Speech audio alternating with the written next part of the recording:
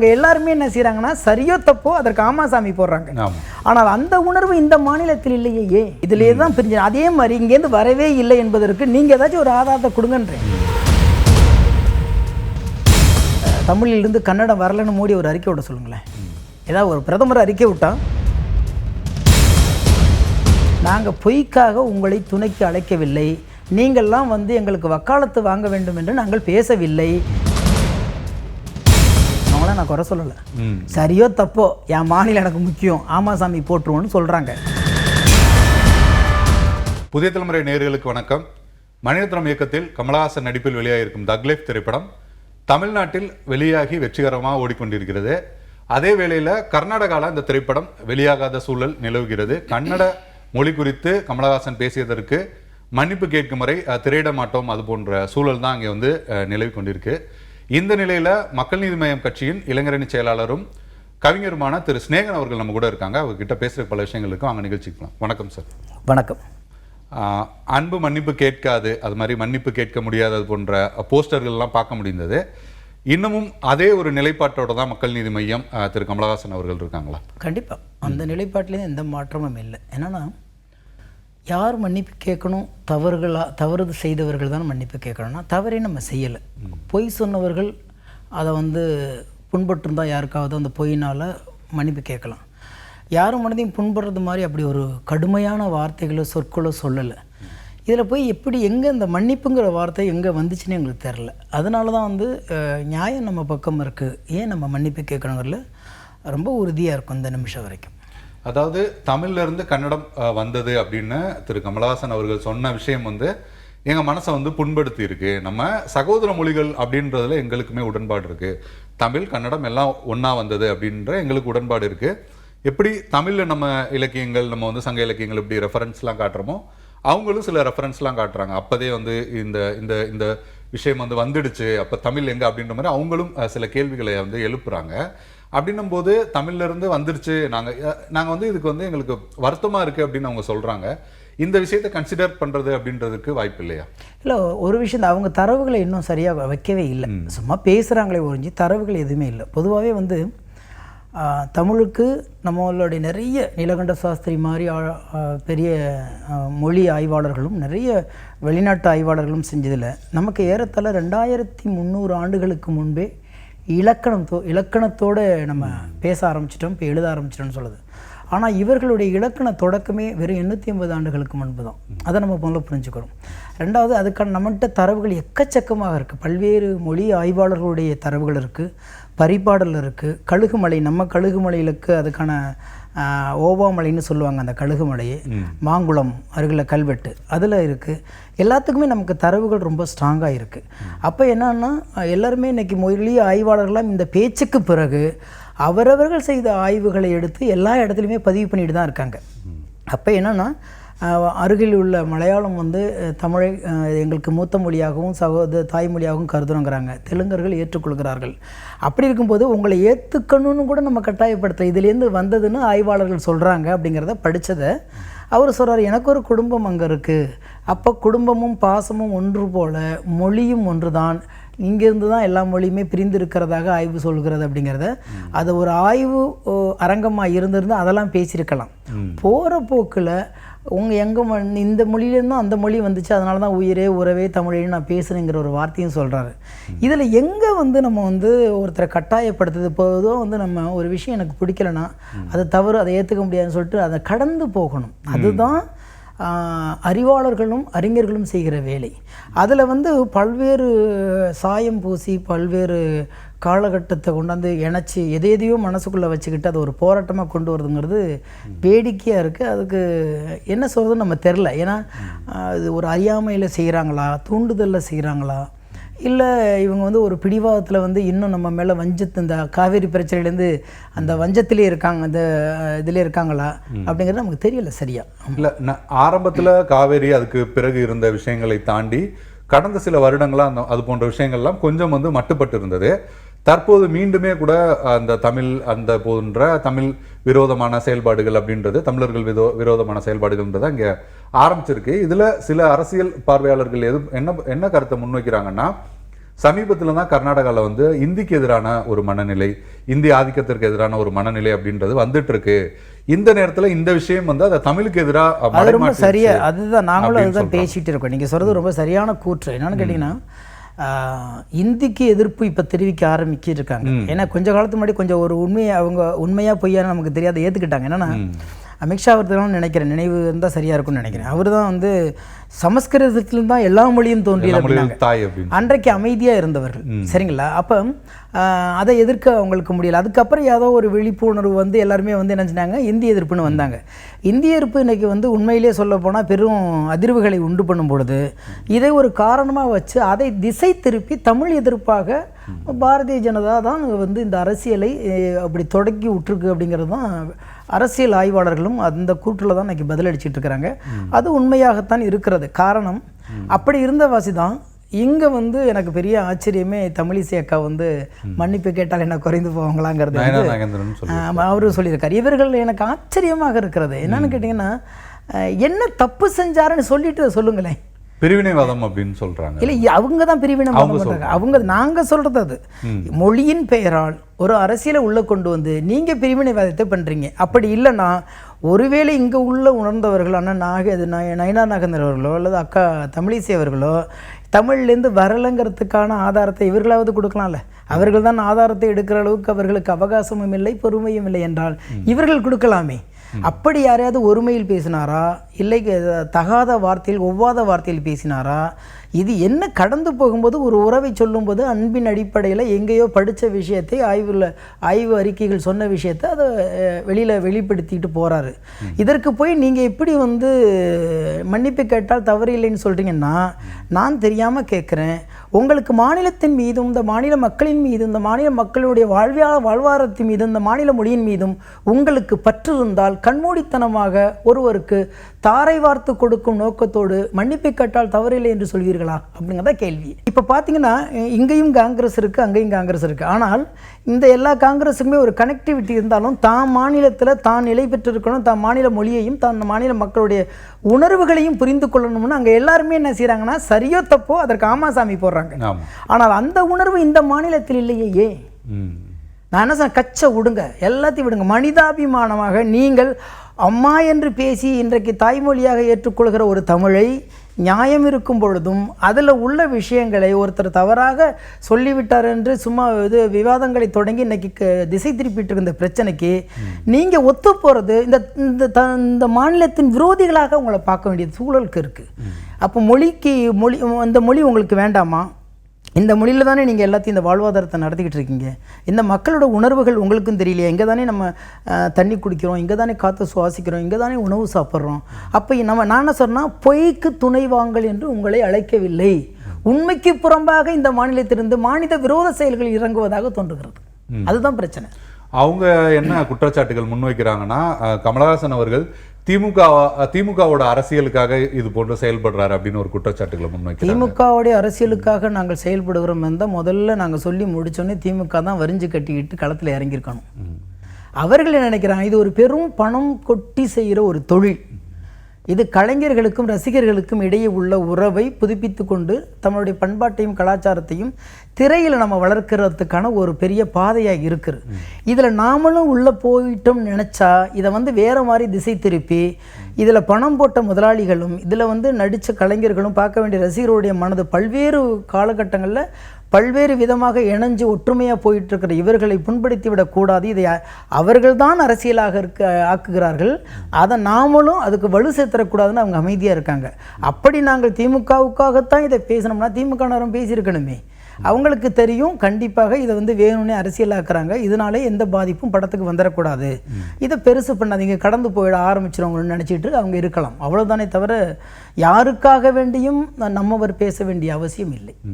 பலகருப்பையா சீமான் போன்றவர்கள் என்ன சொல்லியிருந்தாங்கன்னா, அங்கே வந்து அந்த மாநிலத்தோட முதல்வர் பேச ஆரம்பிச்சிட்டாரு, சித்தராமையா பேச ஆரம்பிச்சிட்டாரு, டி.கே. சிவகுமார் கமலஹாசன் மன்னிப்பு கேட்பாரு அப்படின்ற அளவுக்கு பேச ஆரம்பிக்கும் போது தமிழ்நாட்டிலையும் முதல்வர் தான் இதை வந்து பேசியிருக்கணும் அப்படின்ற. என்னை போல வந்து இப்போ என்னதான் நம்ம வந்து இணக்கமான ஒரு பாதையில் ஓடிக்கிட்டு இருந்தாலும், கூட்டணிங்கிற அல்லது ஒரு இணக்கமான பாதையில் ஓடிக்கிட்டு இருந்தாலும் பேசியிருக்கணுங்கிறதான் என்னை போல ஒரு தொண்டனா, மக்கள் நீதி மைய தொண்டனா தமிழ்நாட்டின் ஒரு ஒரு ஒரு சாதாரண ஒரு குடிமகனாக அந்த மொழியின் மீது உள்ள ஒரு அன்பினால் இதை முதலமைச்சராக இல்லாமல் இருந்தாலும் இதை பேசியிருக்கணுங்க. ஆனால் இருக்கிறவங்க அந்த கட்சியிலேருந்து பேசியிருக்க வேண்டும் என்பது நிறைய பேர்த்துடைய ஆதங்கம் தான். பேசாமல் இருப்பதற்கு காரணமாக நான் சொன்னது தான் இருக்குமோன்னு தோணுது. இதை பேசி நம்ம பெருசுப்படுத்தி வியாபாரம் கெட்டு போக வேண்டாம், யாரும் மனதையும் நம்ம புண்படுத்த வேண்டாம், இது கடந்து போயிடும், காலப்போக்கில் உண்மைதான் உயர்ந்து நிற்கும், பொய்கள் புறந்தள்ளப்படும் என்ற ஒரு நினப்பில் கூட அவங்க இருக்கலாம்னு எனக்கு தோணுது. ஏன்னா நீங்க ஆரம்பத்திலே சொன்ன மாதிரி கர்நாடகாவில் வந்து முதல் ஒரு பெரிய அறிக்கை அப்படின்னு பார்த்தோம்னா விஜேந்திரா அவரோட அறிக்கை தான் இருந்தது. அப்படின்ற பட்சத்தில் பின்னால கர்நாடகா காங்கிரஸுமே அதை வந்து சேர்ந்துடுறாங்க. இந்தியா கூட்டணிக்காக தான் அமைதியா இருக்காங்க, அங்கே வந்து கர்நாடகா ஆட்சி செய்யறாங்க, இந்தியா கூட்டணிக்காக தான். இது முழுக்க இது அரசியல் தான், அதில் எந்த மாற்று கருத்துமே இல்லை. இதில் வந்து தனிப்பட்ட மேல அதில் பலியானது வந்து நம்மவர், அவ்வளவுதான். பலியாகப்பட்ட இடம் அந்த ஒரு ஆடியோ வெளியீட்டு விழா, அந்த பாடல் வெளியீட்டு விழா. ஆனால் இது எங்கடா ஒரு வாய்ப்பு கிடைக்கும் தமிழர்களையும் அல்லது தமிழ்நாட்டையும் தமிழ் மொழியையும் எங்கேயெல்லாம் நம்ம வந்து பின்தள்ள முடியும் என்று காலகாலமாக கங்கணம் கட்டி கொண்டிருக்கிறார்கள் கர்நாடகக்காரர்கள். அதனால் என்னை பொறுத்த வரைக்கும் இது முழுக்க அரசியல் தான், எந்த மாற்றுங்கிறதுல. அதுக்கு பின்னாடி இது இந்தியா கூட்டணியோ இல்லை வேறு எந்த கூட்டணி இருந்தாலும் அதை பற்றி, ஆனால் முழுக்க இதை அரசியலாக்குவதற்கும் இந்திய எதிர்ப்பு அங்கே வலுவாக இருப்பதை திசை திருப்புவதற்கும் இந்த மாநிலத்துக்குள்ள பிரிவினைவாதத்தை உண்டு பண்ணுவதற்கான வேலையை அங்கிருந்து செய்து கொண்டிருக்கிறார். கமல் அவர்கள் மொழியியல் ஆய்வாளரா அப்படின்னு ஒரு கேள்வியை வந்து பல தரப்புல இருந்து முன்வைக்கிறாங்களா கர்நாடகாவில், அதை நீங்கள் எப்படி பார்க்குறீங்க? அந்த கேள்வியே தப்பு. இப்போ என்னென்னா, நான் வந்து படித்ததை நான் இப்போ உங்கள்கிட்ட சொன்னேன், ஒரு இது போல் மருங்குளம் கல்வெட்டில் இருக்குது, அந்த மாதிரி இது பரிபாடலில் இருக்குது அப்படின்னு நான் சொன்னேன்னா, நான் படித்ததை நான் சொல்கிறேன். நீ இதை படித்ததை சொல்வதற்கு ஆய்வாளராக மொழி ஆய்வாளராக இருக்க வேண்டிய அவசியம் இல்லை. நான் யாரோ எழுதிய, யாரோ வந்து நிரூபிக்கப்பட்டு பல ஆண்டுகளுக்கு பல நூற்றாண்டுகளுக்கு முன்பு செய்த ஆய்வை படித்ததை நான் வெளிப்படுத்துகிறேன். உண்மையாக பொய்யாங்கிறது அந்த ஆய்வு செய்த காலகட்டத்தில் தான் நமக்கு தெரியும். இங்கே புனைக்கப்படுகிற எல்லா வரலாறுகளிலுமே அதிகமான பொய்களும் கொஞ்சம் உண்மையும் இருக்கும். ஏன்னா புனைக்கப்படுகிறவருடைய மனநிலையை பொறுத்து இருக்கும். ஆனால் ஒரு காலம் உண்மை இல்லாமல் எந்த வரலாறையும் படைக்க முடியாது. எங்கேயோ ஒரு ஓரத்தில் சதவீதம் முன்ன பின்ன இருக்கலாமே தவிர உண்மை இல்லாமல்லாம் எந்த படைப்பையும் படைக்க முடியாது. அப்போ இதில் வந்து ஏதோ ஒரு உண்மை இருக்கிறதுனால தான் இத்தனை ஆய்வுகள் சொல்லி கொண்டிருக்கிறது. இதை வந்து அவங்க ஆய்வாளர்கள் திராவிட மொழிகளின் மூத்த மொழியாக தமிழ் இருந்தது, அதிலிருந்து பிரிந்து தான் வந்தது. பிரிந்ததுக்கு காரணமே வந்து முழுக்க சமஸ்கிருதம் கலந்து பேசப்பட்டதுனால தான் இப்படிலாம் ஆனது. இன்னொன்று தெரியுங்களா, எல்லா மொழிகளுடைய தனித்தன்மையும் கெடுத்ததே சமஸ்கிருதம் தான். உள்ளுக்குள்ளே புகுந்து வந்து தனித்தன்மையாக இருந்தது. அது கன்னடத்துக்கும் சரி, தெலுங்கும் சரி, மலையாளத்துக்கும் சரி, தமிழுக்கும் சரி, இப்படி தென்னிந்திய மொழிகளுடைய தனித்தன்மையை உள்ளுக்குள்ளே புகுந்து அதோடைய சாராம்சத்தை கலைச்சி விட்டதே அது ஒரு பிரிவினைவாதம், அது ஒரு பேதத்தை உண்டு பண்ணுகிற விதமாக தான் நான் பார்க்குறேன். அப்படி வந்ததுனால தான் நிறைய ஆய்வாளர்கள் சொல்கிறாங்க, அப்படி வந்து சமஸ்கிருதம் பேசப்பட்டதனால் வந்தது தான் கன்னட மொழி, மற்ற மொழிகள் இப்படிலாம் சொல்லிட்டு இருக்காங்க. இது எல்லாமே நான் படித்தது தான். அதான் இப்போ அதான் நான் கேட்குறேன். ஏன்னா அவங்க திரும்ப கர்நாடகாவில் முன்வைக்கிற விஷயம், கர்நாடக மொழியியல் சார்ந்த பேராசிரியர்கள் நிறைய முன்வைக்கிற விஷயம் என்னன்னா, தமிழ்ல இருந்து தான் கன்னடம் வந்ததுன்றதற்கு என்ன சான்று இருக்கு அப்படின்ற கேள்வியை தான் திரும்ப முன்வைக்கிறோம். இல்லை, நாங்கள் நிறைய கொடுத்துட்டே இருக்கோம், இதுலேயே தான் பிரிஞ்சு. அதே மாதிரி இங்கேருந்து வரவே இல்லை என்பதற்கு நீங்கள் ஏதாச்சும் ஒரு ஆதாரத்தை கொடுங்கன்றேன். இப்போ நாங்கள் திருப்பி கேட்கக்கூடாது இல்லை, யாரை வேணாலும் ஜனநாயக நாட்டில் கேள்வி கேட்கலாம்.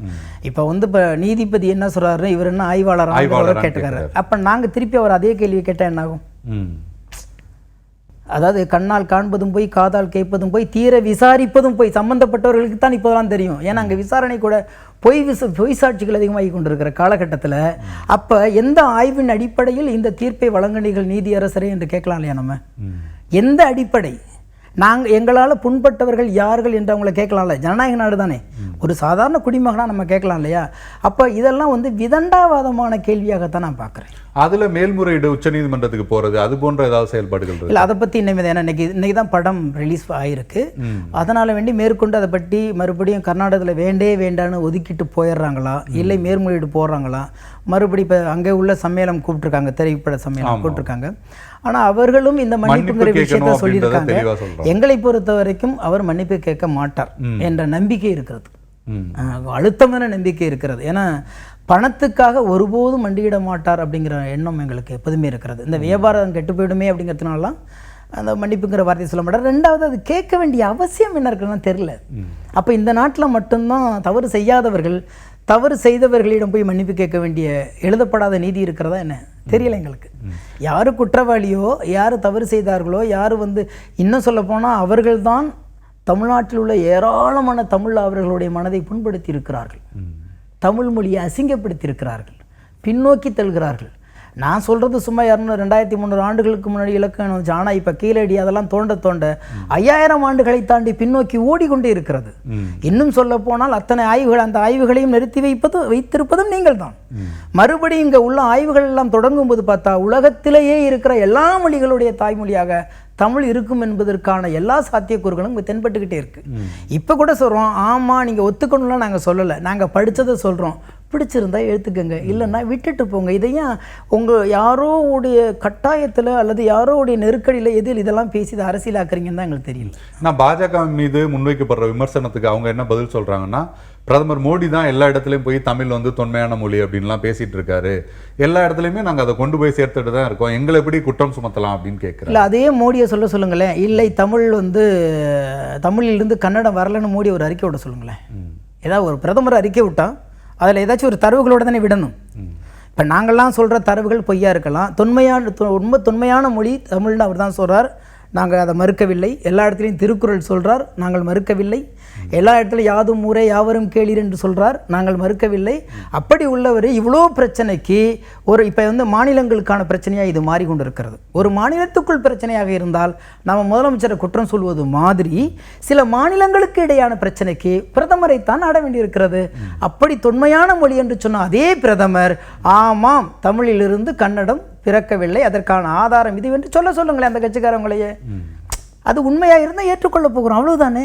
நான் கர்நாடகாவில் சில அமைப்புகள் தான் தீவிரமாக போராட்டம் நடத்துகிறாங்க, ரக்ஷண வேதிக்கு, கன்னட சல்வாலி, அந்த மாதிரி. நீங்கள் வந்து பாஜக அதில் பின்புலத்தில் இருக்காங்க அப்படின்னு. பாஜக மட்டும்தான் இருக்கிறது, அதில் எந்த மாற்று கருத்துமே இல்லை. ஏன்னா அவங்களுக்கு மட்டும்தான் தமிழ்நாட்டுக்குள்ளே எதையாவது குழப்பி ஏதோ ஒரு பண்ணி ஒரு ஒரு பிரிவினைவாதத்தை ஏற்படுத்தணுங்கிறதுல அதுக்கு ரொம்ப காலம் அவங்களுடைய கனவுகள்.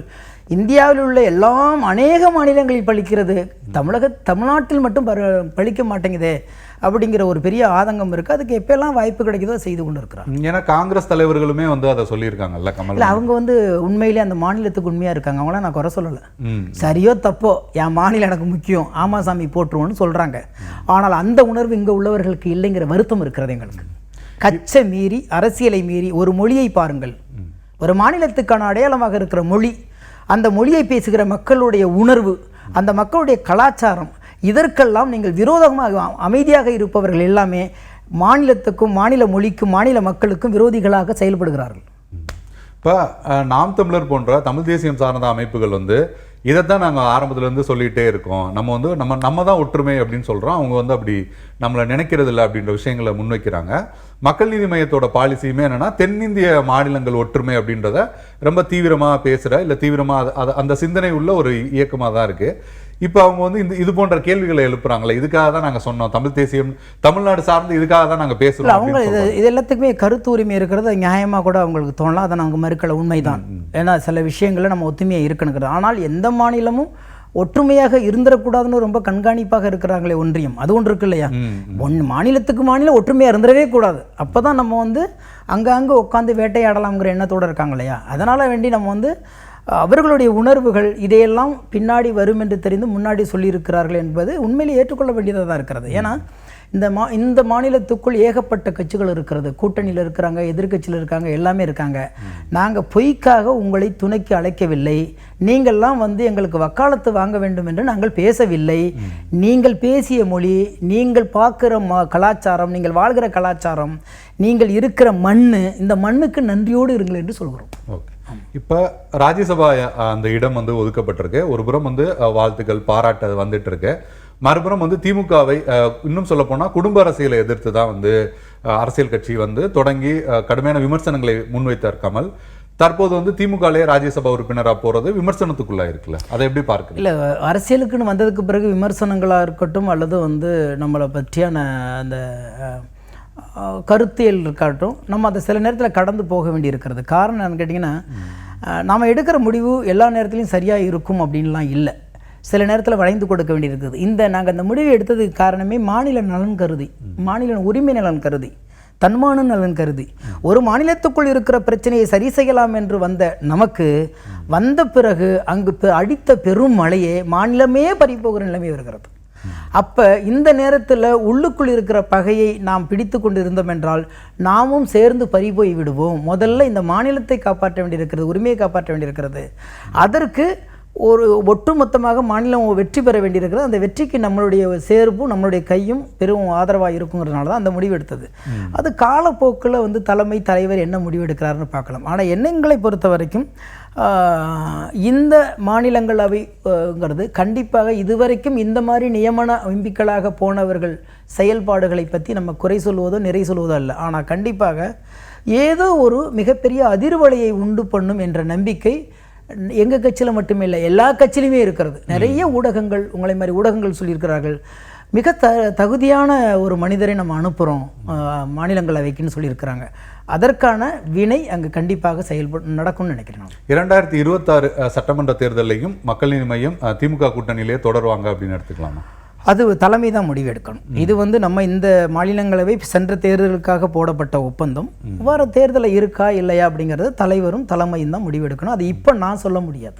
ஆமாம், இப்போ மக்கள் நீதி மய்யம் உறுப்பினராக கூட இல்லாமல் கூட வச்சுக்கலாம். ஏன்னா நீங்கள் தொடர்ந்து அரசியல் செயல்பாடுகள், தேர்தல் செயல்பாடுகள் அப்படின்னு நீங்கள் இயங்கிட்டு வர நீங்கள் விஜய் அவரோட அரசியல் வருகை செயல்பாடுகளை எப்படி பார்க்குறீங்க? முதல்ல வரவேற்கிறோம். நாங்கள் நல்ல விஷயம் அவர் ஆனால் என்னென்னா முதல் தேர்தலை சந்திக்கிற வரைக்கும் அவரை பற்றியான நம்ம எடை போட்டு பேசுதல் என்பது தேவையற்றது நான் நினைக்கிறேன். காரணம், இன்னும் அவர் ரசிகர்களை, வாக்காளர்களை ஒரு மாநாட்டு மூலியமாக அல்லது அந்த அவர்களுடைய கட்சி உறுப்பினர்கள் மூலியமாக சந்திக்கிறாரு. பொதுமக்களை சந்திக்கிற களம் என்பது தேர்தல் மட்டும்தான். ஒரு தேர்தலை சந்தித்த பிறகுதான் அவருடைய செயல்பாடு சரியா இல்லையாங்கிறது நமக்கு தெரியும். அதனால் வேண்டி யார் வேண்டுமானாலும் ஜனநாயக நாட்டில் அரசியல் களத்துக்கு வரலாம். அந்த வகையில் விஜயின் வருகையை நாங்கள் வரவேற்கிறோம். பொதுவாக அரசியல் பார்வையாளர்கள் ஒரு விஷயம் முன்வைக்கிறாங்க. என்னன்னா, அதிமுக தற்போது கொஞ்சம் பலகீனம் அடைஞ்சிருக்காங்க. அந்த இடத்தை பிடிக்கிறதுக்காக தான் விஜய் போராடுறாரு. ஏறக்குறைய அவங்க எம்ஜிஆர் அப்படின்னு சொன்னாலும் கூட அதை தாண்டி அதிமுக இடத்தை பிடிக்கிறதுக்கு தான் தாவேகா முயற்சிகள் அது நோக்கிய காய் நகர்த்தல்கள் தான் செய்கிறாங்க அப்படின்றாங்க. நீங்க உங்களோட பொதுவா அரசியல் சார்ந்த நீங்க மக்கள் நீதி மய்யம் உறுப்பினராக கூட சொல்ல வேண்டாம், நான் சரியா பொதுவாக நீங்க அதை எப்படி பார்க்கணும்? என்னன்னு இருக்கலாம், அது அவருடைய எண்ணம் எதுக்காண்டி வந்தாருங்கிறது அவர் வாய் திறந்தாதான் அந்த உண்மை தெரியும். என்னை பொறுத்த வரைக்கும் அதிமுக பலவீனம் அடைந்த பொழுதே விஜய் சார் வராரா இல்லைன்னு எனக்கு தெரியாது. ஆனால் இங்கே அதை முதல்ல கையில் எடுக்கணும்னு ஆசைப்பட்டதே பாஜக தான். அதை எப்படியாவது நம்ம எடுத்துறோம்னு நினச்சாங்க. அது காலங்காலமாக கடந்து போயிட்டுருக்கு. கூட்டணி இங்கே பேர் நகர்த்திக்கிட்டு இருக்கிறாங்க. அதனால் வேண்டி என்னை பொறுத்த வரைக்கும் அதை காலம்தான் முடிவு பண்ணணும். இன்னும் சொல்ல போனால் அதிமுக தொண்டர்கள் எம்ஜிஆர் காலத்திலேருந்து இருக்கக்கூடியவர்கள். அவர்கள் எப்போதுமே அந்த வைத்த அன்பை பிரித்து எடுக்க முடியாமல் இன்றைக்கும் நாங்கள் எம்ஜிஆர் காண்டி ஓட்டு போகிறவங்கன்னு சொல்ல ஒரு பெரும் கூட்டம் இருக்கு. ஆனால் அப்பேற்பட்ட கழகத்தை ஒரு சில அடுத்த இரண்டாம் கட்ட தலைவர்கள் தன்னோட ஈகோக்களால் பிரிந்து இருப்பது என்பது மாநில நலனுக்கே அது ஒரு பெரிய பின்னடைவாக தான் பார்க்குறேன். ஏன்னு கேட்டிங்கன்னா, இவங்க வலுவாக இருந்தால் இன்றைக்கு எதிர்க்கட்சியாக இருந்து எல்லா விஷயத்தையும் நம்ம செயல்படுத்த முடியும். ஒருவேளை நாளைக்கு ஆளுங்கட்சியாக வரும்போது கூட பிறர் அச்சுறுத்தாமல் சுயமாக ஆளுங்கட்சியாக இருக்க முடியும். ஒரு பெரும் கட்சி இவர்கள் தனி மனிதர்களுடைய ஈகோவால் உடைத்து விட்டார்கள் என்ற வருத்தம் இருக்கிறது. ஏன்னா நான் ரொம்ப அங்கே இணக்கமாக இருந்துட்டு அம்மா இறப்புக்கு பிறகு வெளியில் வந்ததுனால எனக்கு அந்த ஒரு பெரிய வருத்தம் இருக்கிறது. எங்கே இருந்தாலும் அந்த வருத்தம் இருக்க தான் செய்யும். ஏன்னா நம்ம இருந்த இடம் அது. ஆனால் இன்னைக்கு எல்லாமே பிரிஞ்சு கிடக்கு அப்படின்னு கிடக்கும்போது சாதாரண ஒரு குடிமகனாகவும் முன்னாள் அதிமுக தொண்டனாகவும் அதை நான் சொல்கிறேன். ஆமாம் ஆமாம். இந்த சம்பவம், இந்த கன்னட மொழி குறித்து இந்த சம்பவம் நடந்த பிறகு கமல் சார் உங்ககிட்ட ஏதாவது பகிர்ந்துக்கிட்டாரா? இல்லை, யாரையுமே அவர் சந்திக்கிறதுக்கு நேரம் இல்லை. ஏன்னா அந்த படத்துக்கான ப்ரொமோஷனில் மாநிலங்கள் நிறைய இடங்கள் வெளிநாடுகள்னு சொல்லி ஓடிட்டுருக்காங்க. நாங்களே பார்க்கல. அதனால தான் எங்களால் அறுதிட்டு சில விஷயங்களை எங்களால் பேச முடியலை. ஏன்னா தலைவருடைய முடிவும் அவருடைய நோக்கமும் என்ன இருக்குங்கிறத நாங்கள் தெரிஞ்சுக்கணும். அப்போ இந்த படம் முடிவு ஆகட்டும், கண்டிப்பாக இன்னொரு 2 நாட்களில் அழைத்து எங்களை எல்லாம் பேசுவார். அப்போ என்ன நிலைப்பாட்டு அடுத்த கட்டம் நாங்கள் எடுக்கணும். இப்போ பார்த்தீங்கன்னா, இந்த பிரச்சனை வரும்போதே கூட என்னுடைய கட்சியில் நானே கூட சில மாநில செயலாளர்கிட்ட பேசினேன். இதை வலுவாக நம்ம முதல்ல எதிர்ப்பை தெரிவிக்கணும், எல்லாம் ஒன்றாக இருக்கணும் அப்படின்னு சொல்லும்போது கூட தலைவரை சந்தித்து அதை நம்ம சொல்லிட்டு தான் நம்ம பண்ணணும். இப்போ நம்ம கொஞ்சம் பொறுமையாக இருப்போம் அப்படின்னு என்னை எல்லாருமே கொஞ்சம் அமைதிப்படுத்தி வச்சாங்க. ஏன்னா நம்ம இதை நான் கட்சி பிரச்சனையாக பார்க்கல, சினிமாவுக்கெல்லாம் இல்லை. ஒரு மொழியை நம்ம மூலியமாக சிறுமைப்படுத்துகிறார்கள். அதற்கு நாம் கதவு திறந்து விட்டுறக்கூடாது. அப்படிங்கிற ஒரு எண்ணத்தை நம்ம வந்து முன்னிறுத்தணும்னு ஆசைப்பட்டேன். இன்னும் அந்த ஆசை இருக்கிறது, ஆதங்கம் இருக்கிறது. அப்போ இதுக்கு பிறகு வர விளைவுகள் தான் அதை முடிவு பண்ணும். சேகுவாரா சொன்னது போல, நான் என்ன ஆயுதம் எடுக்க வேண்டும் என்பதை என் எதிரியே தீர்மானிக்கிறான் அப்படின்னு சொன்னார். அதே மாதிரியே தான் சொல்கிறேன். எனவே தான் நான் வந்து அடுத்த கட்ட மூங்கிறது தலைவரை சந்தித்ததுக்கு பிறகு தான். ஓகே, நன்றி. நன்றி.